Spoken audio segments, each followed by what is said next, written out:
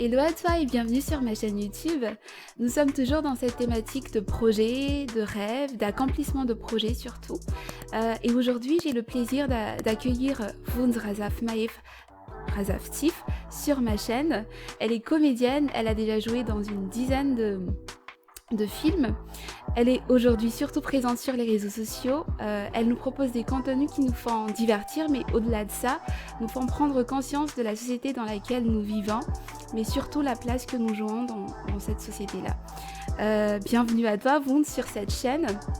La première question que je vais te poser, c'est quand est-ce qu'est née cette envie de devenir comédienne, de jouer dans des films ou faire ce que tu fais aujourd'hui?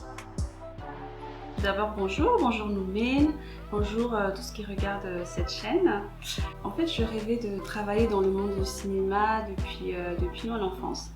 C'était peut-être pas forcément devenir actrice, mais je me souviens quand on était petit encore, avec mes amis, on jouait des films, enfin je veux dire on jouait quand on tournait des films. Et moi j'étais à la fois réalisatrice, scénariste, comédienne en fait dans nos jeux. Donc voilà. Très bien, très bien, très bien. Et à quel moment as-tu vraiment décidé de prendre ça au sérieux et du coup faire tes premiers pas dans ce monde, dans le monde du cinéma? C'est beaucoup plus tard. J'ai commencé à 19 ans. En fait, à l'époque, le cinéma malgache n'était pas très développé encore. Donc, je ne savais même pas que ça existait chez nous. Mais une fois, enfin un jour, j'ai vu un casting sur la chaîne nationale, sur la télévision nationale malgache, un casting qui sollicitait en fait des jeunes qui voulaient jouer dans un feuilleton, le premier feuilleton malgache. Et je me souviens, j'étais avec mes sœurs et comme elles savaient très bien que j'aimais faire ça, mais que je ne savais pas comment faire. Et du coup, elles ont dit, vas-y, tu vas faire ce casting. Et j'ai couru vers le casting et j'ai été reçue. Donc à ce moment-là, j'ai eu le premier rôle, le rôle principal du feuilleton. Donc c'est à ce moment-là que j'ai décidé que tout a démarré en fait. C'est parfait. En tout cas, c'est un grand exploit que tout simplement d'aller vers tes rêves, oser faire le premier pas dans ce monde-là, un monde que tu connaissais déjà de base, je veux dire professionnellement parlant. Est-ce que tu savais déjà comment ça marchait avant d'y mettre les pieds? Alors pas du tout. J'aimais le film, j'aimais le cinéma, je regardais beaucoup de films, comme j'ai dit, je jouais comme ça. Enfin, je ne m'attendais même pas à avoir cette opportunité-là de pouvoir me représenter à un casting. Le début était très flou, c'était très abstrait pour moi, mais je voulais me lancer. Mmh. Et donc à partir de ce moment où du coup tu as fait ton premier pas dans le monde du cinéma, quel était ton parcours? Enfin, qu'est-ce qui s'est passé entre ce moment-là et aujourd'hui? Alors, une fois lancée, les premières années étaient faciles. C'était très facile parce que je commençais à être connue, donc voilà. Je dirais que c'était bien, mais voilà, j'ai eu des contrats, je commençais à être connue, donc c'était cool. Mais c'est après, en fait, que ça devenait de plus en plus difficile parce que je commençais à réaliser que je ne trouvais aucune stabilité dans ce que je faisais. Déjà, en tant qu'acteur, à l'époque, on n'était pas bien payé et je n'ai pas eu de contrat tous les mois. Donc, je pense que c'est dû au fait aussi que le cinéma malgache à l'époque n'était pas bien connu, c'était pas bien vu aussi, c'était pas bien considéré comme il se doit. Et du coup, je me posais beaucoup de questions jusqu'à me demander si je suis une bonne actrice. Voilà, donc je crois que c'était ça le moment le plus dur. Entre le début et maintenant, je crois que c'était ce milieu-là qui était le plus dur. Là, comment tu parles, je me rends compte que c'est fou ce qui peut se passer derrière une personne, parce que nous, tel que nous te voyons en tout cas, on n'a jamais douté du fait que tu étais une très très bonne actrice. Et du coup, je pense que dans ce parcours-là, tu as dû apprendre plein de choses. Justement, là, tu me fais part de ce que tu as appris par rapport peut-être à la rémunération. Si on devait parler de leçons de vie, quelle est la leçon de vie que tu as apprise dans ce parcours? Alors, comme j'ai dit tout à l'heure, rien n'a été concret dans ma tête parce que je pense que étant jeune, quand tu es jeune, quand tu es passionné, tu te laisses bercer par les vagues sans te poser des questions. Et je pense que la bonne leçon que j'ai tirée de ça, c'est que même quand tu es jeune, tu peux faire des rêves, tu peux rêver, mais il faut avoir une vision très claire de ce que tu fais. Et il faut aussi projeter à long terme, ne serait-ce que, je sais pas, 2 ans, 3 ans. Il faut se poser des questions.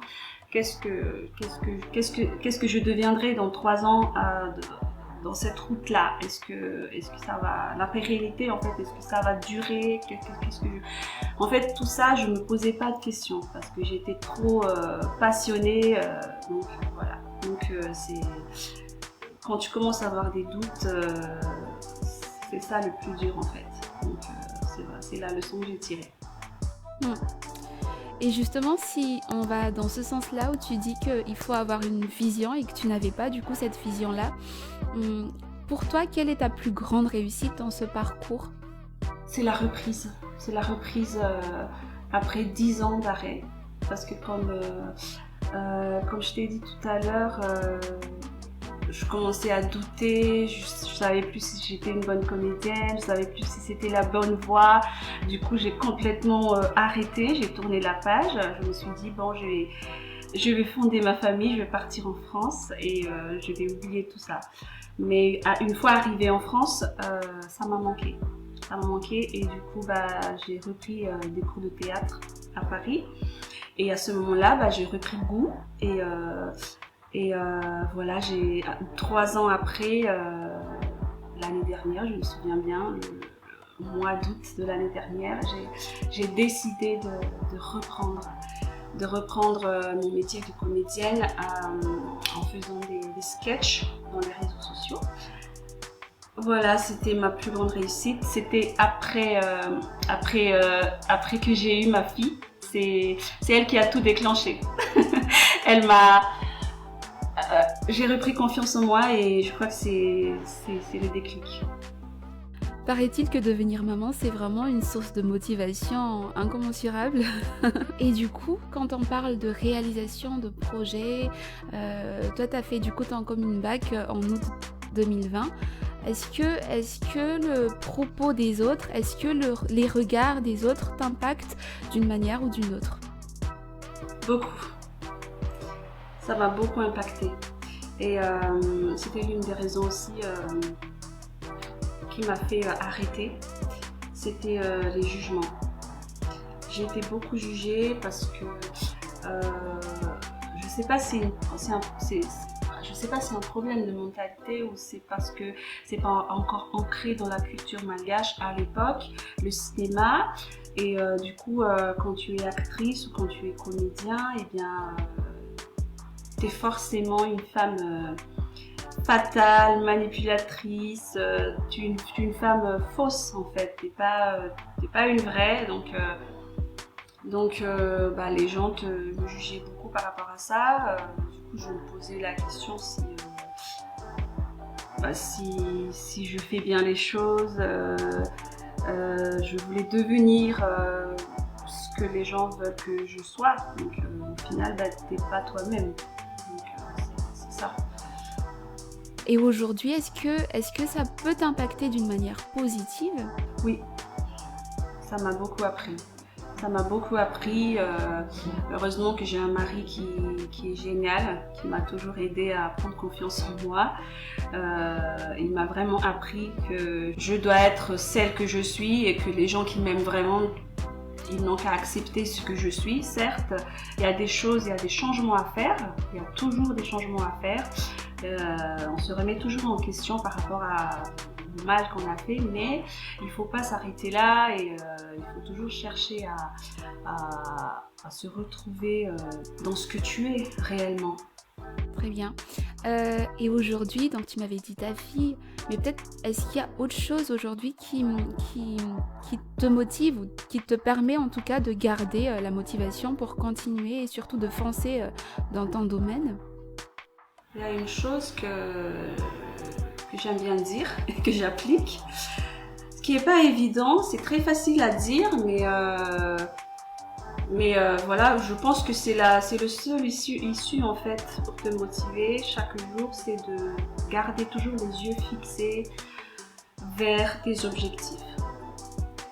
Je dis objectifs en pluriel parce que il y a beaucoup de petites victoires qu'il ne faut pas ignorer, donc tout ça c'est des objectifs. Ah, c'est parfait, c'est très bien. Effectivement, c'est peut-être pas la chose la plus facile à faire, surtout quand tout va mal, surtout quand les portes semblent être fermées. Mais c'est vrai que c'est vraiment une clé à utiliser pour pouvoir réussir. Alors, quel message voudrais-tu passer à des personnes qui ont des projets, ont des visions, mais qui sont cachées dans leur cœur en fait, et que du coup n'osent pas se lancer aujourd'hui dans la réalisation de leur projet? Quel est le message que tu veux faire passer à ces personnes-là? Il faut se fixer des objectifs atteignables. Il faut se réjouir de chaque petite victoire. Ça, c'est important. Tous les jours, il faut apprendre des choses et quand tu réussis à apprendre cette chose-là, il faut se réjouir de ça. Mais il ne faut pas s'arrêter là, comme quoi j'ai déjà fait ça, donc voilà, je m'arrête, je me repose. Mais il faut reprendre et il faut reprendre les choses et il faut atteindre d'autres objectifs. Voilà. Deuxième chose, il faut prendre les bons conseils, il faut prendre les critiques constructives, il ne faut pas être susceptible. Par contre, il faut oublier les jugements. Il ne faut pas que ça impacte ton cœur. Et qu'est-ce que je pourrais dire aussi? Il ne faut pas forcer les choses. Il y a des moments où tu peux être bloqué, il y a des moments de blocage. Il ne faut pas forcer les choses. Il faut toujours s'apprêter à ce que les choses arrivent. Donc il faut être prête en fait. Parce que je pense s'il y a 10 ans de cela, les choses se présentaient comme telles, j'aurais été pas prête. On se dit beaucoup que les choses n'arrivent pas de ton côté alors que ça arrive du côté des autres. Mais pose-toi d'abord la question, est-ce que tu es prêt? Est-ce que tu es prêt d'accueillir les choses qui vont arriver? Et il y a des moments où tu peux tomber, tu peux ne pas avoir des choses à faire, tu sais pas comment faire les choses, mais dis-toi que demain c'est un autre jour et tu peux toujours te relever, tu peux toujours recommencer, il n'est jamais trop tard. J'ai arrêté pendant 10 ans, maintenant j'ai 38 ans. Mais je recommence et là je ne me fais pas peur, je sais qu'il y aura encore d'autres occasions qui se présenteront devant moi et je sais que j'ai beaucoup de projets à réaliser encore. C'est parfait. Et dis-moi du coup, revenons sur ton parcours un moment, qu'est-ce que tu referais autrement si tu pouvais le faire? Moi, je ne regrette rien de mon parcours.